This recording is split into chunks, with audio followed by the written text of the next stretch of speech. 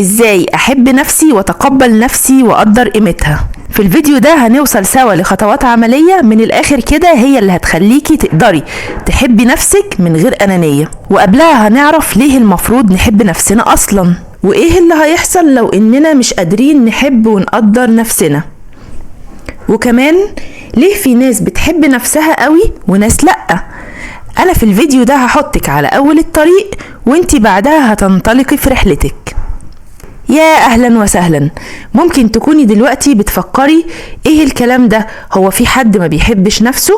للأسف الحقيقة فيه كتير، لان حب النفس مش كلام، ده افكار وافعال. وايه اللي هيحصل لو انا ما حبيتش نفسي؟ مش هكون متقبلة لنفسي، وبالتالي ثقتي في نفسي هتقل، وده هيأثر عليا بطريقتين. اما اني هحاول اعجب الناس اللي حواليا، وبما اني مش عاجبه نفسي اصلا فهفضل طول الوقت ابذل مجهود كبير في مظهري وشكلي ولبسي، واقدم خدمات حتى لو فوق طاقتي، واقدم تنازلات، وكل ده لاني حاسه اني اقل من ان الناس تحبني. هل ده هيكون ليه نتيجه؟ طبعا لا، لان عمر ما حد هيحبك وانت ما بتحبيش نفسك، ولا حد هيقدرك وانت مش مقدره قيمه نفسك. والطريقة التانية اللي هتأثر بيها، ممكن على العكس بقى اخد جنب وابعد عن الناس واتجنبهم واكون وحيدة لاني شايفة نفسي قليلة ومحدش هيحبني. هل الطريق ده مريح؟ ما اعتقدش. انت ايه رأيك؟ اكيد دلوقتي عايزة تسأليني ليه في ناس بتحب نفسها ومتقبلاها وناس تانية مش قادرة تحب نفسها ولا تتقبلها. طبعا الأحاسيس والأفكار دي ليها أسباب كتير، أغلبها متعلق ومرتبط بالبيئة المحيطة وأسلوب التربية وكلام الأب والأم ونظرتهم لينا من وإحنا لسه أطفال صغيرين، واللي بتأثر فينا طول العمر.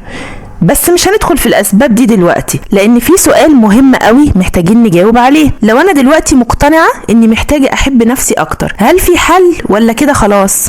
طبعا في حل، واكتر من حل كمان، وده بيدخلنا في اهم جزء في كلامنا النهاردة، الجزء العملي. اول حاجة اعترفي بقيمتك. فكري نفسك انك قيمتك كإنسانة مش مرتبطة برضا الناس عنك او بكمية الانجازات اللي حققتيها. انت ليكي مكانة حتى من غير ما تعملي حاجة مبهرة. والدليل على كده ايه؟ لو رجعتي للمصدر الاول اللي المفروض بنستمد منه وعينا، هتلاقي انك انسانة مكرمة عند ربنا، لان ربنا عز وجل قال ولقد كرمنا بني ادم. صحيح، عايزة اقولك حاجة كمان، رأي الناس فيكي مش شرط يكون بيعبر عنك فعلا، لانه في الغالب بيعبر عن افكارهم، قيمهم وخبراتهم، فما تتأثريش بيه خالص. طيب هنعمل ايه كمان؟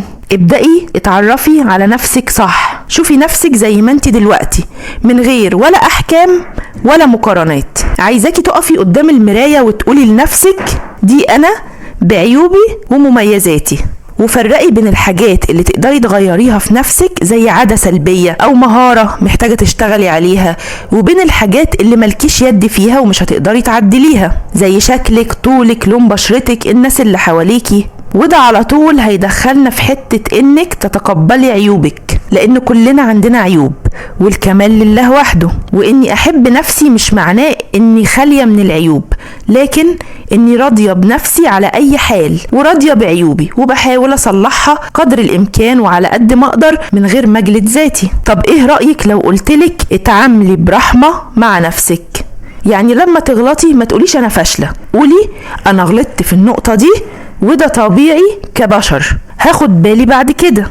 عاملي نفسك كصديقة. لو صاحبتك في نفس الموقف كنت هتقولي لها ايه؟ اكيد كنت هتلاقي كلامك معاها احن واهدى من كلامك مع نفسك بكتير. انا مش عايزاكي تقولي لنفسك كلام سلبي خالص، يعني بطلي تقارني نفسك بغيرك عشان تعرفي تعيشي بسلام.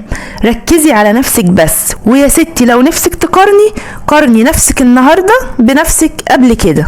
من الرحمة بنفسك انك لما تحسي انك مضغوطة وبتقولي لنفسك انا مقصرة، ردي بسرعة على نفسك وقولي انا بعمل اللي اقدر عليه. وبكده وصلنا لخامس نقطة، وهي انك تحافظي على حدودك. ومش محتاجة اقولك بقى ان في كل فيديو تقريبا بتكلم عن النقطة دي من شدة اهميتها. ارجوكي اتعلمي تقولي لا، وحافظي على طاقتك قبل ما تنهاري. كل ما حسيتي انك غالية على نفسك صدقيني كل اللي حواليكي هيحسوا بقيمتك وانك غالية برضو. العلاقات المتعبة المؤذية قللي التواصل معاهم او خليه رسمي قدر الامكان. عادي انك تقولي مش موافقة في المواقف اللي مش مريحاكي. اتعلمي امتى تقولي كفاية. على فكرة الناس مش هتقدر قيمتك لما يلاقوكي بتتحملي فوق طاقتك، بالعكس انت لما يكون عندك حدود بتقولي للكل انا غالية على نفسي. انت محتاجة تحسي بقيمة نفسك كويس. هتعملي ايه؟ كل يوم هتكتبي حاجة واحدة حبيتيها في نفسك، صبرك في موقف، ضحكتك، كلمة حلوة قلتيها، ردتي رد كده كويس قوي بعقل وهدوء، ساعدتي حد، عملتي حاجة لنفسك. وما تنسيش كمان تكتبي انجازاتك في اليوم ده، يعني عملتي اكلة حلوة لولادك، صبرتي على جوزك. افتكري دايما ان كل انسان عنده حاجة مش موجودة عند غيره، حاجة هو مميز فيها. ممكن تكون بقى طريقة تفكيره، احساسه، مهاراته، هواياته، اسلوبه في الكلام، وحاجات تانية كتير. وبعد ما عملتي الخطوات اللي فاتت دي كلها جه الدور بقى على خطوة هتفرق معاكي جدا، وهي انك تطوري نفسك. منين بتقوليلي تقبلي وحبي نفسك ومنين عايزاني اطور نفسي؟ بصي يا ستي، التقبل مش ضد التطوير، لكن انا عايزاكي تطوري نفسك وانتي حباها مش وانتي كرهاها. يعني ايه؟ لما تعملي مهارة جديدة مثلا عشان تستحقي تكوني افضل، مش عشان انتي ناقصك حاجة. مثلا ممكن تقولي انا عايزة اخس عشان ده هيكون افضل لصحتي وشكلي، بالرغم ان انا دلوقتي جميلة وحابة نفسي برضو. لكن ما تقوليش انا محتاجة اخس قوي علشان شكلي وحش ومش طايقة نفسي ومش عارفة ابص في المراية. فرق كبير جدا بين الاتنين.